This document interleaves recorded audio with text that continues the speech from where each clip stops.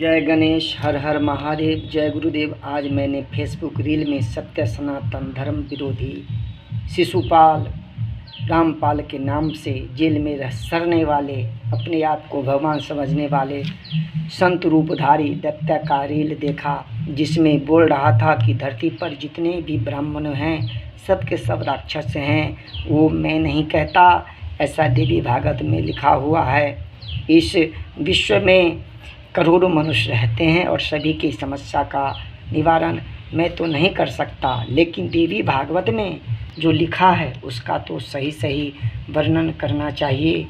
राक्षस के विषय में आधे अधूरे बात भाषण देने से समाज में जहर घुलता है। देवी भागवत में कथा इस प्रकार है। गायत्री मैया की अनुग्रह से गौतम ऋषि के द्वारा असंख्य ब्राह्मणों परिवार की रक्षा, ब्राह्मण की कृतज्ञता और गौतम जी के द्वारा ब्राह्मणों का घोर श्राप प्रदान करना है। एक समय की बात है, प्राणियों को कर्म का भोग कराने के लिए इंद्र भगवान ने 15 वर्षों तक जल बरसाना बंद कर दिया था। इस अनावृष्टि के कारण संहारकारी घोर दुर्भिक्ष पड़ गया। घर घर में इतनी लाशें एकत्र हो गई कि देश समाज में लाशों का गिनना मुश्किल हो गया। सभी मानव क्षुधा की ज्वाला से संतप्त होकर एक दूसरे को खाने के लिए दौड़ पड़ते थे। ऐसी बुरी स्थिति में बहुत से ब्राह्मणों ने एकत्र होकर विचार किया कि गौतम ऋषि तपस्या के बड़े धनी हैं, इस अवसर पर वे ही हमारे दुखों का निवारण कर सकते हैं। अतः हम लोग उनके आश्रम पर चलें। वे गायत्री मैया की उपासना कर रहे हैं। इस समय उनके यहाँ सारी सुख सुविधाएं उपलब्ध है। सारे ब्राह्मण अपने कुटुंब, परिजन, गोधन, दास दासियों के साथ लेकर गौतम ऋषि के आश्रम पहुँच गए। उस सभी ब्राह्मणों को दुखी देखकर मुनि ने अभय प्रदान किया और कहा कि ये आश्रम आप ही लोगों का है। मैं सर्वथा आप लोगों का दास हूँ। मुझ दास के रहते आप लोग को कोई चिंता करने की आवश्यकता नहीं है। आपके पधारने से मैं कृत हो गया, जिनके दर्शन मात्र से दुष्कृत सुकृत के रूप में परिणत हो जाता है। आपने अपने चरणों की धूलि से मेरे आश्रम को पवित्र कर दिया है। आपके अनुग्रह से मैं धन्य हो गया। संध्या और जप को परायण रहने वाले आप सभी द्विजगण सुखपूर्वक मेरे यहाँ रहें की कृपा करें। सूर्यमंडल में निवास करने वाली माँ गायत्री, प्रातः काल में तुम बाल सूर्य के समान रक्त वर्ण वाली कुमारी, मध्याह्न काल में श्रेष्ठ युवती और सायंकाल में वृद्धा के रूप में परिणित हो जाती हो। तुझे मैं नित्य प्रणाम करता हूँ। गौतम जी के इस प्रकार स्तुति करने पर भगवती जगदम्बा उनके सामने प्रकट हो गई। उन्होंने मुनि को एक ऐसा पुण्य पात्र दिया जिससे सबके भरण पोषण की व्यवस्था हो सकती थी। साथ ही भगवती ने कहा कि तुम्हें जिस जिस वस्तु की आवश्यकता होगी मेरे पात्र से तुझे तो प्रदान कर देगा। ये जो पात्र है तुझे प्रदान कर देगा। मैं प्रातः काल में तुम बाल सूर्य के समान और रक्त वर्ण वाली कुमारी, मध्याह्न काल में श्रेष्ठ युवती और सायंकाल में वृद्धा हो जाती हो। परमेश्वरी तुम मेरे अपराध क्षमा करो। गौतम जी की इस प्रकार स्तुति करने पर भगवती जगदम्बा उनके सामने प्रकट हो गई। उन्होंने मुनि को एक ऐसा पूर्ण पात्र दिया, सबके भरण पोषण की व्यवस्था हो सकती थी। साथ ही उन भगवती जगदम्बा ने मुनि से कहा, तुम्हें जिस जिस वस्तु की इच्छा होगी मेरा दिया हुआ यह पात्र उसे पूर्ण कर देगा। यूँ कहकर श्रेष्ठ कला धारण करने वाली भगवती गायत्री अंतर्धान हो गई। राजन, उस समय उस पात्र प्राप्त के अणु के ढेर लग गए और मानो पर्वतों 6 प्रकार के विविध रस, भांति भांति के तृण, दिव्य भूषण, रेशमी वस्त्र, यज्ञों की सामग्रियाँ तथा अनेक प्रकार के पात्र देवी के दिए हुए उस पूर्ण पात्र से निकल आए। राजन, मुनिवर गौतम बड़े महात्मा पुरुष थे। जिस जिस वस्तु के लिए उनके मन में इच्छा उत्पन्न हुई वे सभी पदार्थ देवी गायत्री के पूर्ण पात्र से प्राप्त हो गए थे। उस समय मुनिवर गौतम जी संपूर्ण मुनियों को बुलाकर उन्हें प्रसन्नतापूर्वक धन धान्य वस्त्रभूषण आदि से समर्पण किए। उनके द्वारा गाय भैंस आदि पशु तथा आदि यज्ञ की सामग्रियाँ जो सब भगवती गायत्री के पुण्य पास से निकली थी आए हुए ब्राह्मणों को प्राप्त हुई। सब लोग एकत्र होकर गौतम जी का आज्ञा से यज्ञ करने लगे। स्वर्ग की समानता रखने वाले वह आश्रम उस समय एक महान विस्तृत आश्रय क्षेत्र हो गया था। त्रिलोक में जितनी भी सुंदर वस्तुएं दिखाई पड़ती थी वे सब भगवती के गायत्री की कृपा से प्राप्त कर उस पात्र से ही निकल आई थी। वहाँ उपस्थित मुनियों की स्त्रियाँ वस्त्राभूषण आदि धारण करने के कारण ऐसा शोभा पाने लगी मानो देवांगनाएं हों। साथ ही वस्त्र चंद्र आभूषणों से अलंकृत ब्राह्मण गण भी इंद्र जैसे प्रतीत हो रहे थे। उस समय गौतम जी के इस आश्रम पर नित्य उत्सव मनाया जाता था। न किसी को रोग किंचित मात्र भय था, न ही दैत्य किसी को भय पहुंचा सकते थे। इस अवसर पर गौतम जी वहां आश्रम में चारों ओर से 100 योजन के विस्तार में था।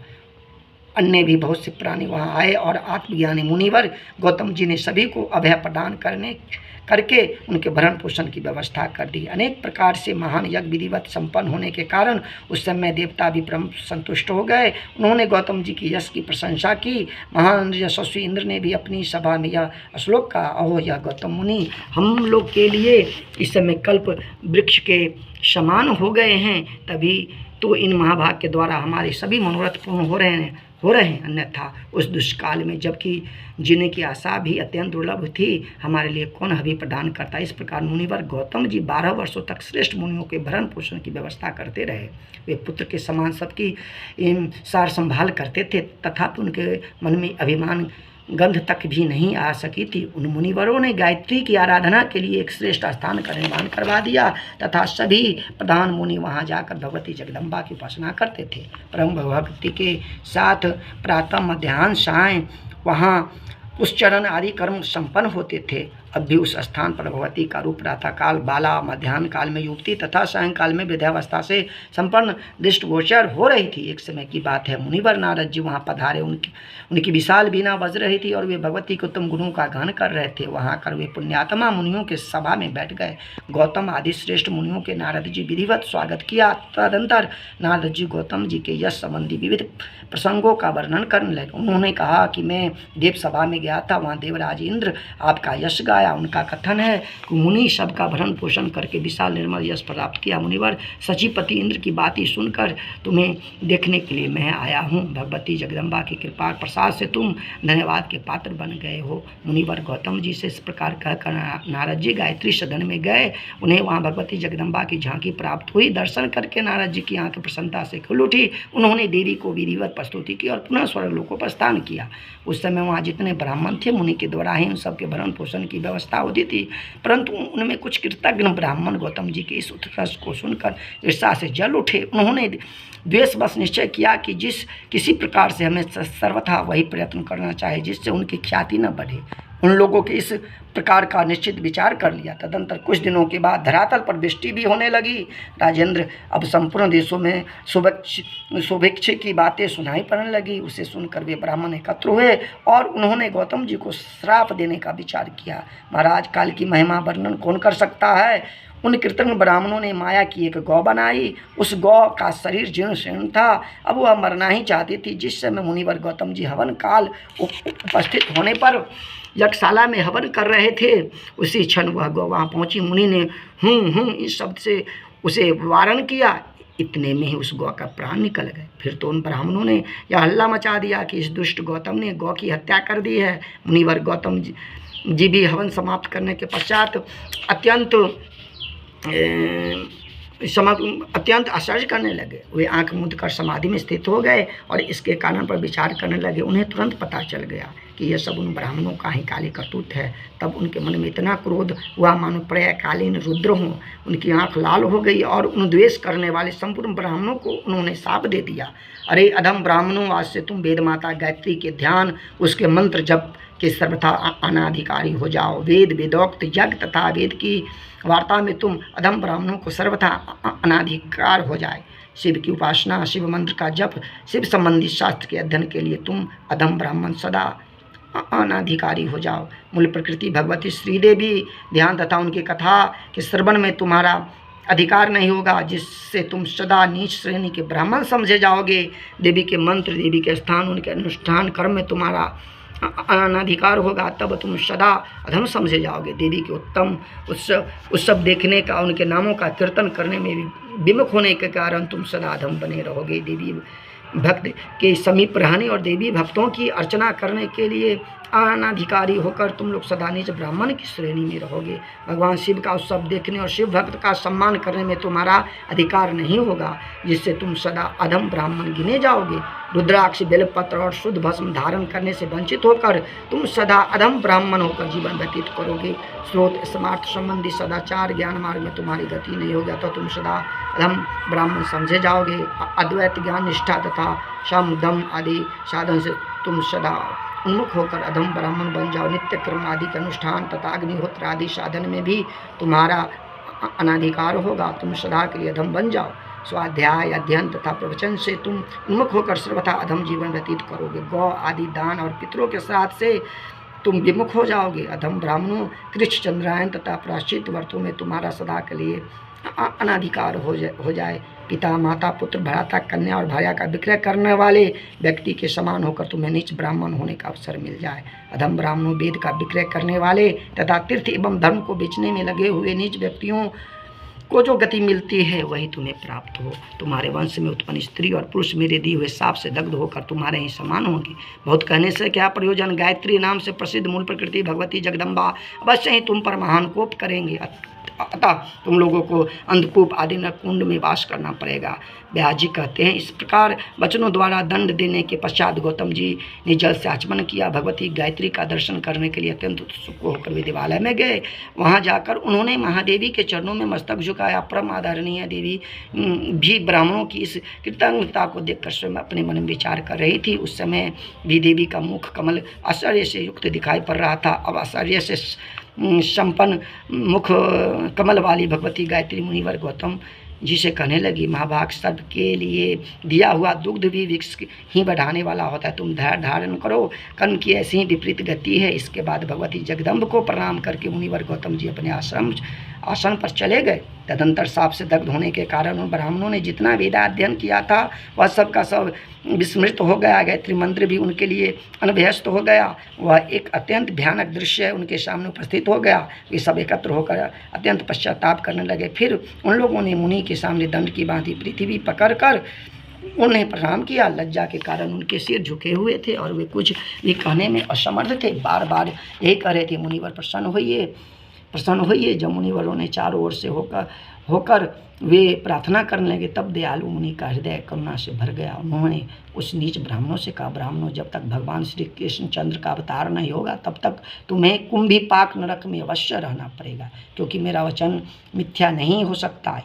यह तुम्हें समझ लेना चाहिए। इसके बाद तुम लोगों का भूमंडल पर कलयुग में जन्म होगा। यही बात रामपाल महाराज जी कह रहे हैं, यही दोहराए हैं। मेरी कही हुई ये बातें होकर रहेगी, ये अन्यथा नहीं हो सकती। हाँ, यदि तुम्हें साप से मुक्त होने की इच्छा है तो तुम सब लोगों के लिए परम आवश्यक यह है कि भगवती गायत्री के चरण कमल की सतत उपासना करो। ये भी बातें रामपाल जी को बताने चाहिए थी। जो अगर गायत्री मंत्र की उपासना ब्राह्मण करते हैं या कोई भी करता है तो वो राक्षस नहीं हो सकते। व्यास जी कहते हैं, इस प्रकार कहकर ब्राह्मणों को विदा करने के पश्चात सब कुछ प्रारब्ध का प्रभाव है जो विचारते हुए मुनि ने अपना चित्त शांत कर लिया। राजन, यही कारण है कि भगवान श्री कृष्ण के परम धाम पधार जाने पर जब कलयुग आ गया तब कुंभीपाक नरक से वे ब्राह्मण निकल आए। भूमंडल पर उनकी उत्पत्ति हुई। पूर्व काल में जितने ब्राह्मण साप से दग्ध हो चुके थे वे त्रिकाल संध्या से हीन तथा गायत्री भक्ति से विमुख होकर ब्राह्मणों की जाति में उत्पन्न हुए। जो आदमी त्रिकाल संध्या नहीं करता है, गायत्री मंत्र का जाप नहीं करता है, चंदन तिलक नहीं लगाता है, शिखा नहीं रखता है, ब्राह्मण का जो कर्म है नहीं करता है, उसे ही ब्राह्मणों में राक्षस कहा गया है। इस साप के प्रभाव से ही वेद के प्रति उनमें श्रद्धा नहीं रही और वे पाखंड का प्रचार करने लगे। वे अग्निहोत्र आदि सत्कर्म नहीं करते तथा उनके मुँह से स्वाधा स्वाहा का उच्चारण नहीं होता। कितने तो ऐसे हैं जिन्हें मूल प्रकृति अव्यक्त स्वरूपनी भगवती जगदम्बा का किंचित मात्र भी ज्ञान प्राप्त नहीं है। इन सब के दंडित होने पर भी उनके द्वारा दुराचार का ही प्रचार होता है। बहुत से लंपट ऐसे हैं जो अत्यंत दुराचारी होकर पर स्त्रियों के साथ कुत्सित व्यवहार करने के कारण अपने घृणित कर्म के प्रभाव से पुनः कुंभीपाक नरक में ही जाएंगे। अतः इस सब प्रकार से भगवती परमेश्वर की आराधना करनी चाहिए। अब इसके बाद मणिद्वीप का वर्णन कहने का मतलब है जो इस देवी भागवत में बताया गया है, जो ब्राह्मण कुल में जन्म लेकर अपने नित्य क्रम नहीं कर पाते, उनका जो धर्म है पढ़ना पढ़ाना पूजा करना दान लेना इससे हीन है, गायत्री मंत्र से हीन है, पूजा पाठ से हीन है, उन्हें राक्षस कहा गया है। तो रामपाल जी को ये कहना था, जो आपने देवी भागवत का जो ये प्रसंग रखा था उसमें ये भी बताना चाहिए था। तो आप तो स्वयं अपने आप को भगवान समझने लगे हैं। आप ये तो बताते जो इसमें गायत्री मैया की भक्ति नहीं करने के कारण गौतम जी के श्राप के कारण उनको ये बताया गया था। तो ये भी आपको बताना चाहिए, क्योंकि बताते गायत्री साधना भगवती साधना करने के लिए लोगों को प्रेरित करते, जो आहार व्यवहार से हीन है, पूजा पाठ जनेऊ तिलक से हीन है, मांस मदिरा पर स्त्री सेवन करने वाला ही देवी भागवत के अनुसार राक्षस कहा गया है। आजकल जो पूजा पाठ तिलक चंदन करता है उसे कुछ लोग गुंडा डकैत क्या क्या नहीं कहते। इसलिए अनुरोध है कि रामपाल जैसे संत सही सही बातें लोगों के बीच में रखें। हर हर महादेव। मैं उसी देवी भागवत से सिर्फ आपको मैंने पढ़ के सुनाया है, कोई प्रवचन नहीं माने। कोई भी व्यक्ति इस देवी भागवत को पढ़ के रामपाल जी जो लिखे हैं इस बात से असहमत हो सकते हैं। देवी भागवत में लिखा है मगर उसके आगे पीछे की बात को भी बताना चाहिए। हर हर महादेव। जय गुरुदेव।